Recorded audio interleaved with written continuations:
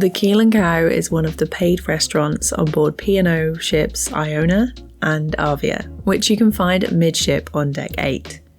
They serve breakfast, lunch and dinner times with typical favourites of a UK gastropub. For breakfast you have options like pancakes, pastries and cooked breakfast, while lunch and dinner will serve fan favourites like burgers, steaks and fish and chips.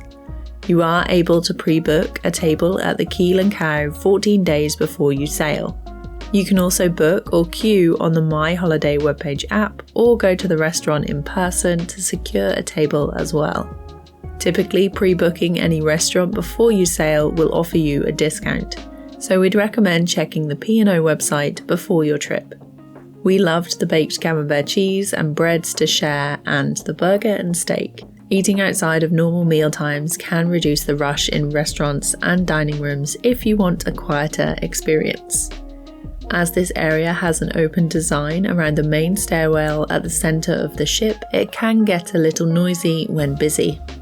Starters and desserts are from £3, while mains are around £5 and up, with the steaks being the more expensive offerings on the menu, starting around £13.50.